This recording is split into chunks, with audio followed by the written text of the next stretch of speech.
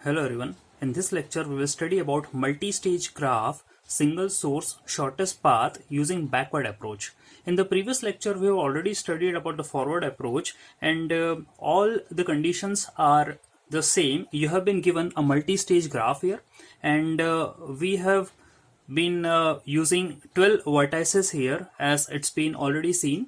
और यहाँ पर ये जो वर्टाइसेस हैं ये आपके 5 स्टेजेस के अंदर डिवाइडेड हैं okay from V1, V2, V3, V4 and V5 और जैसा कि आप देख रहे हैं कि ये जो मल्टी स्टेज ग्राफ है ये डायरेक्ट्रिक एसाइक्लिक वेटेड ग्राफ है ओके 12 वर्टाइसेस हैं डायरेक्शंस आपको यहाँ पर वेट्स के साथ दी गई हैं एसाइक्लिक है यहाँ कोई साइकिल्स नहीं बन रही है ओके और जो ग्राफ है वो कई स्टेजेस के अंदर डिवाइडेड है जैसे कि आप ये कहें V1 जो स्टेज है आपकी ये कहलाती है सेट ऑफ वर्टाइसेस ओके तो V1 जो सेट ऑफ वर्टाइसेस उसके अंदर एक वर्टेक्स है और जो V5 है वो सेट ऑफ वर्टेक्स उसमें भी एक वर्टेक्स है दैट इज 12 ओके और जो इंटरमीडिएट वर्टाइसेस हैं उनका जो सेट है that means from V2, V3, V4 and तो इसमें आप देखें कि V2 के अंदर यू आर हैविंग 2, 3, 4, 5 2, 3, 4, 5 V3 के अंदर 6, 7 एंड 8 और V4 के अंदर 9, 10, 11 इस तरीके से जो है ये वर्टाइसेस का सेट यहाँ पर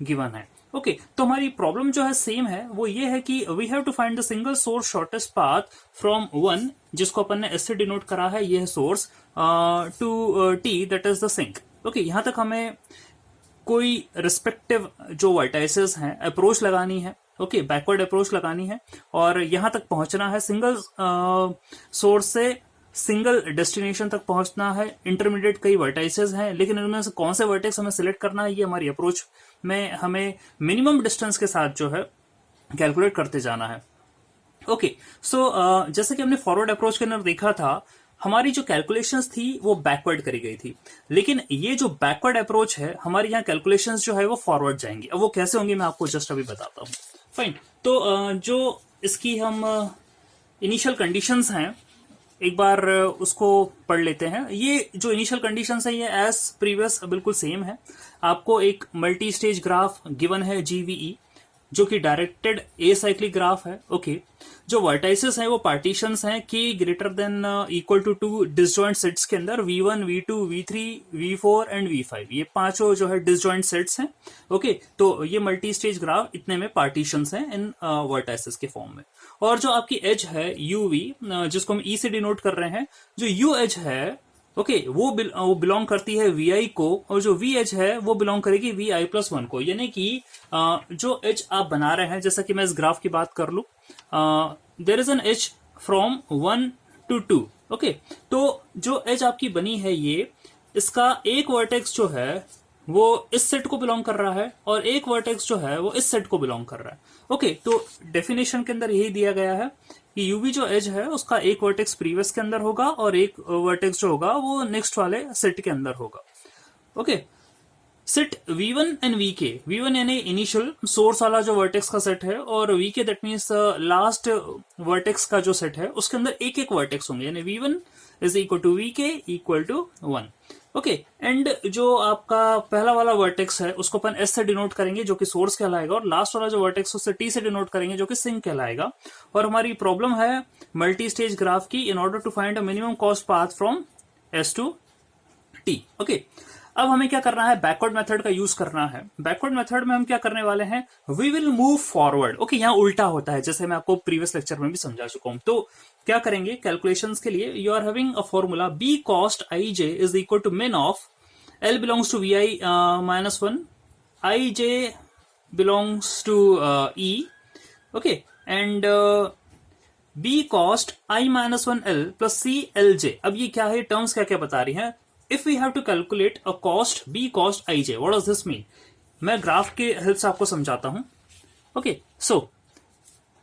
if you want to calculate the cost of for example V3 जो सेट है वर्टेक्स का उसमें 6 वाले की कॉस्ट निकालनी है 6 वर्टेक्स की कॉस्ट निकालनी है स्टेज नंबर 3 की हम बात कर रहे हैं तो it is written as B cost I stands for the stage okay तो थर्ड स्टेज और J stands for the vertex of that particular stage तो यहां I क्या हो जाएगा I हो जाएगा 3 ओके और J हो जाएगा क्या 6 इसकी हमें कॉस्ट निकालना है, तो वो कैसे निकालेंगे? उसका फॉर्मूला है min of B cost i minus one, यानी कि प्रीवियस स्टेज पर जाइए, comma L, L stands for the vertex of the previous stage. Okay, और वो कैसे निकालेंगे?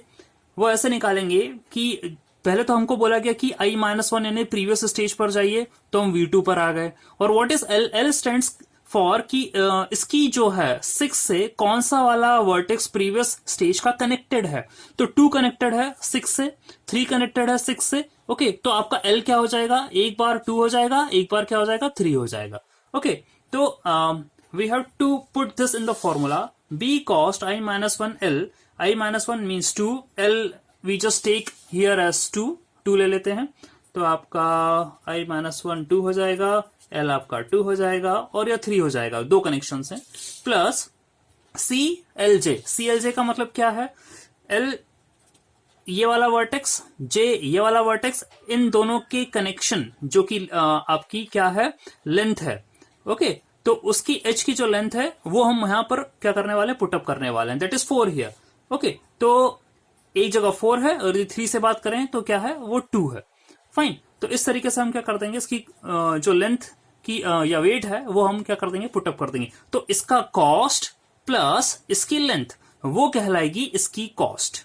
उसमें से भी हम कंपेयर करेंगे कि इसकी कॉस्ट प्लस लेंथ या इसकी कॉस्ट प्लस लेंथ, दोनों में से मिनिमम कौन सा आ रहा है, वो हम क्या करेंगे? इसकी कॉस्ट को लिख देंगे। ओके, तो फॉर्मूला यही बता रहा है, I stands for the vertex set या current stage. I current stage को बता रही है, तो आई माइनस वन क्या होगा? प्रीवियस स्टेज हो जाएगी। फिर L stands for the vertex of the previous stage का वर्टेक्स हो गया, and J is the vertex of the current stage. Fine, तो ये सब हम पुटअप करके फॉर्मूले में रखेंगे। और इसका एक एग्जाम्पल जो है,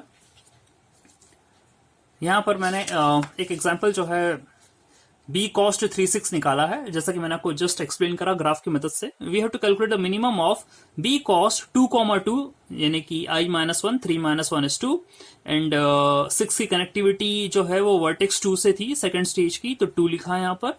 एल क्या हो गया आपका? 2, i माइनस वन क्या हो गया? 2, एंड प्लस CLJ। ओके, जे क्या है और ये क्या है? INJ। ओके, इस तरीके से पुटअप करना है। यहाँ उनके जो कॉस्ट है, बी कॉस्ट 2 ये आ रही थी आपकी 9, लेंथ या वेट आ रहा था 2 से 6 का, वो था 4, तो ये हो जाएगा 13।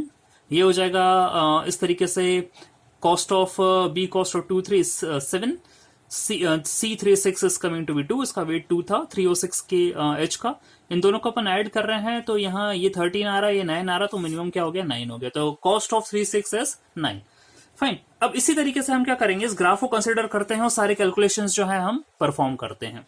फाइन, जैसा कि मैंने आपसे बोला कि हम बैकवर्ड अप्रोच इस्तेमाल कर रहे हैं इस लेक्चर के अंदर, तो हम फॉरवर्ड मूव करेंगे, यानी we will move from the source to the sink. Okay, previously अपने क्या करा था? फॉरवर्ड अप्रोच में सिंक से सोर्स की तरफ गए थे, इस बार हम सोर्स से सिंक की तरफ जाने वाले हैं। फाइन, तो हम यहां से कैलकुलेशंस कर रहे हैं। If you calculate the cost of the source, तो यहां से आने वाली कोई भी एच नहीं है डेफिनेटली, तो इसका कॉस्ट क्या होने वाला है? The cost of this is 0। बात खत्म हुई। हम क्या करते हैं? अब नेक्स्ट स्टेज पर आ जाते हैं, V2 के। अब V2 स्टेज पर आ जाते हैं, तो we will calculate the cost of this vertex 2। तो इस वर्टेक्स 2 की कॉस्ट कैसे निकालेंगे हम? Let's see, B cost 2 is equal to 2 means second stage का सेकेंड वाला second numbered vertex is equal to min of B cost 1 ये B cost 1 कैसे आया है? एक तो क्या हो गया? This is i minus one, ये क्या हो गया? I, ये हो गया J, तो ये हो गया i माइनस वन, और ये क्या हो गया? L। L मीन्स 2 जो वर्टेक्स है सेकंड स्टेज का, वो किससे कनेक्टेड है? प्रीवियस वाले कौन सा वाले वर्टेक्स से कनेक्टेड है? देख लीजिए, 2 जो है मतलब 1 से हम 2 पर रीच कर पा रहे हैं। उसी तरीके से जब हम 3, 4 और 5 लेंगे, वहां भी ये क्लियर है कि 1 से हम 3 पर रीच कर पा रहे हैं, 1 से 4 तक कर पा रहे हैं, 1 से 5 तक कर पा रहे हैं। यानी ये बात क्लियर है कि एक एक एज ही है यहाँ पर इन चारों वर्टेक्सेस को कनेक्ट करने के लिए। तो आपका L हो गया 1, यानी कि वो टू द नेक्स्ट जो वर्टेक्स था वो उसको कनेक्ट कर रहा है, प्लस C12 यानी 1 से 2 के बीच की जो एज है उसका वेट कितना है, ये हम लिख रहे हैं यहाँ। क्योंकि एक ही एज कनेक्ट कर रही है, तो definitely there will be no further minimization, कोई दूसरा कंपैरिजन होगा नहीं। दिस इज 0, ओके, प्लस ये जो इसकी लेंथ है वो है 9, देख लीजिए, इसका कॉस्ट थी 0, और इसका जो कनेक्शन है ये है इसका वेट 9 है, ठीक है, हमने लिख दिया यहाँ पर 0 + 9 = 9। ओके फाइन, ये आ गया है आपकी वैल्यू, कॉस्ट आ गई 2 की। अब इसके बाद हमें क्या करना है, ये जो डी पैरामीटर है, मैंने बताया था आपको प्रीवियस लेक्चर में हमने यूज करा है फॉरवर्ड अप्रोच में। ये पैरामीटर ये बताता है कि करंट स्टेज जिस पर हम चल रहे हैं उसका जो वर्टेक्स है उससे प्रीवियस कौन सा ऐसा वर्टेक्स है जो कि उसके नियरेस्ट है।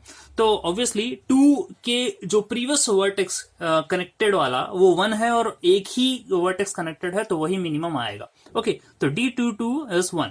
सिमिलरली B cos 23, 24 एंड 25 हमने इसी तरीके से कैलकुलेट करा और सबकी जो D की वैल्यू है वो हमने यहाँ पर नोट करी है और होपफुली सबकी 1 ही आ रही है। फाइन, तो ये कैलकुलेशन स्टेज नंबर 2 का हो गया।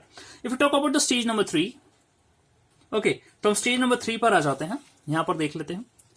सो कमिंग टू स्टेज नंबर 3, इसकी यदि हमें कॉस्ट कैलकुलेट करनी है, यानी कि I हो गया 3 और J हो गया है 6, पहला वाला वर्टेक्स ले रहे हैं, तो ये कनेक्ट किससे हो रहा है, एक तो ये 2 से कनेक्ट हो रहा है और एक ये 3 से कनेक्ट हो रहा है। तो फॉर्मूला हम क्या लिखने वाले हैं, see this calculation is very much easy. कैसे फॉर्मूला लिखने वाले हैं, इसकी cost plus the length of this. तो इसकी कॉस्ट हमने जस्ट अभी ऊपर वाली स्टेज के अंदर कैलकुलेट करके निकाली है। इसकी कॉस्ट कितनी है, दैट मीन्स V22 है ये, तो इसकी कॉस्ट है आपके सामने, it's given as the cost of B22 is 9। Okay, तो 9 प्लस 4, 9 + 4 दैट मीन्स 13। ओके, और अब इसके लिए भी निकालना पड़ेगा हमें, क्योंकि ये भी कनेक्ट कर रहा है 6 को, तो इसकी कॉस्ट कितनी आ रही थी, the cost of this is coming to be 23 की कॉस्ट कितनी थी, 7। ठीक है, तो 7, ओके, प्लस यहां से कनेक्ट कर रहा है 2, तो 7 + 2 = 9। ओके, ये एग्जांपल में मैं समझा भी चुका हूं। तो मिनिमम कितना आ रहा है, 9, और मिनिमम आ तो गया आपका, यहां पर मैंने लिखा है सब कैलकुलेशन करके, मिनिमम कमिंग टू बी 9, और मिनिमम आ किसके कारण रहा है, कौन से वर्टेक्स के कारण आ रहा है, यानी 6 को 3 से कनेक्ट करोगे तो जाके मिनिमम आ रहा है, तो इसका डी क्या हो जाएगा, D of 36 is 3। इसी तरीके से कॉस्ट ऑफ 37 हम कैलकुलेट करेंगे। 37 में आप देखिए 7 को कनेक्ट करने वाले कौन से हैं, एक तो 2 है आपका, ओके, एक आपका 3 है और एक आपका जो है 5 है। तो इसकी cost plus the cost of this plus 2, इसकी कॉस्ट प्लस ये 7 है 7, इसकी कॉस्ट प्लस 11। इस तरीके से मैंने यहां पर कर रखा है, सबकी कॉस्ट लिख के प्लस उनसे जो भी वेट आ रही है एज की वो लिखा है। तो यहां हमारे पास 3 चीजें हैं। ओके, तो we have to calculate the minimum of 11 + 14 + 13, ये सब हमने कैलकुलेटेड वैल्यू यहां पर पुट करी। तो मिनिमम आपका आ रहा है 11, तो 11 आ रहा है, वो आ रहा है आपका किसके कारण, 11 आ रहा है आपका, that means this is because of 2। Okay, 2 के कारण आ रहा है। तो D37 इज इक्वल टू कौन सा वर्टेक्स इसके पास है, 2। ओके, ये हम क्या कर देते हैं, यहां पर एंट्री कर देते हैं। ठीक है, इसी की तरह हम आगे बढ़ते हैं। फाइन, एक और बचा हमारे पास वर्टेक्स इस स्टेज का, दैट इज B cos 38। तो उसकी हम निकाल लेते हैं, वैल्यू क्या आएगी। अब 38 की कनेक्टिविटी देख लीजिए आप, जो 38 है उसकी कनेक्टिविटी 2 से भी है, 4 से भी है, 5 से भी है। That means again we will be having 3 comparisons here. Okay, तो cost of 2 plus weight of 2 to 8, cost of 4 plus connectivity of 4 to 8 and the cost of 5 plus connectivity with 5 to 8। तो ये सब हमने वैल्यूज यहाँ पर put up करी है। Minimum जो वैल्यू आ रही है वो 10 आ रही है, और 10 जो आ रही है वो किसके कारण आ रही है, 10 2 के कारण आ रही है, तो हमने पैरामीटर D की जगह इक्वल टू 2 लिख दिया। इसी तरीके से आपकी स्टेज नंबर 3 खत्म हुई। तो स्टेज नंबर 3 खत्म होने के बाद will just go to the stage number 4, क्योंकि फॉरवर्ड बढ़ रहे हैं। फॉरवर्ड बढ़ने में स्टेज नंबर 4 आ गई है, उसका वर्टेक्स हम 9 लेकर चल रहे हैं। तो 9 में आपको क्या निकालना पड़ेगा, एक तो इसकी कॉस्ट के कारण इसकी कनेक्टिविटी है, यहां पर 2 कनेक्टिविटियां हैं, एक तो 6 की और एक 7 की कनेक्टिविटी है। ठीक है, तो इसकी कॉस्ट प्लस 6 एंड इसकी कॉस्ट प्लस 4, ये हमें करना है और कंपैरिजन करना है। जो भी मिनिमम होगा वो हम इसकी कॉस्ट लिख देंगे। तो cost of 36 + 6 and the cost of 37 + 4। Okay, तो cost of 36 and cost of 37 इस तरीके से हम निकालते हैं। इसमें मिनिमम दोनों ही आपकी जो वैल्यू है वो 15 आ रही है, तो we just take any one of the values. तो we just took for example हम 7 वाला जो वर्टेक्स है वो ले लेते हैं, ये ले लेते हैं, इसको कंसीडर कर लेते हैं। ठीक है, जो कि 9 के पास है। उसी तरीके से हम 10 की बात करेंगे, तो 10 में आपका 6 भी है, 7 भी है, 8 भी है। That means we will be having 3 comparisons. 3 comparison हम कर लेते हैं, तीनों की वैल्यू हमने पुटअप कर दी यहाँ पर। मिनिमम जो हमने निकाला है वो आ रहा है आपका 14। ओके, तो 14 किसके कारण आ रहा है हम देख लेते हैं। ये इसकी कॉस्ट प्लस 5, इसकी कॉस्ट प्लस 3, इसकी कॉस्ट प्लस 5, तो ये आपका जो आया है 14 यानी आपका 6 वर्टेक्स और 7 वर्टेक्स जो कि 10 को कनेक्ट कर रहा है, उसके कारण 14 आ रहा है। We have taken 7। ओके, 7 जो है हम इसको कंसिडर कर लेते हैं यहाँ पे कि 7th वर्टेक्स के कारण जो है वो नियरेस्ट है 10 के। Okay, and the cost of 11 last vertex जो आपका है। ओके, इसकी कनेक्टिविटी आपकी सिर्फ किससे है, 8 से है, सिर्फ एक ही कनेक्शन है इसका यहाँ पर, तो कोई एक्स्ट्रा आपको लगेगा नहीं यहाँ पर कंपैरिजन में। अगेन द कॉस्ट ऑफ 8 के कारण है, तो थर्ड स्टेज का 8 की कॉस्ट, 8 वर्टेक्स की कॉस्ट प्लस 8 से लेकर 11 तक का वेट, ठीक है, वो हम निकाल लेते हैं। That is coming to be 16 and 8 is near to 11, वो हम सीधा सीधा लिख देंगे। ओके, उसमें कोई बात नहीं है। तो स्टेज नंबर 4 भी कंप्लीट हुई। स्टेज नंबर 5 जो कि लास्ट स्टेज है, उसमें विल जस्ट सी कि आपकी जो 5th स्टेज है 9, 10 और 11 3 वर्टेसेस जो है उसको कनेक्ट कर रहे हैं। तो क्या करना पड़ेगा calculation, again cost of 9 plus 4, फिर यहां क्या करना पड़ेगा, cost of 10 plus 2 and the cost of 11 plus 5, ये हमें करना पड़ेगा। हम वैल्यूज पुटअप कर चुके हैं यहां पर, ठीक है। तो 4, 9, 4, 10 एंड 4, 11 इनकी कॉस्ट प्लस इनके अब रेस्पेक्टिव वेट्स ऐड कर दिए हैं। It's coming to be 15 plus 4, 14 plus 2, 16 plus 5, 19, 16, 21, 16 is minimum, और जो मिनिमम है वो आ रहा है आपका किसके कारण, 10 के कारण आ रहा है। तो मैंने पैरामीटर डी में क्या डाल दिया, 10 डाल दिया। तो इस तरीके से जो है हमने सारी कैलकुलेशंस परफॉर्म कर ली है। Now what to do next, we have to calculate the path, कौन सा पाथ ट्रेवर्स होने वाला है। तो हमने पाथ लिखा, पाथ, और यहां सारे वर्टाइसेस लिख दिए, वर्टाइसेस का सेट लिख दिया है। That means v1, v2, v3, v4 and v5।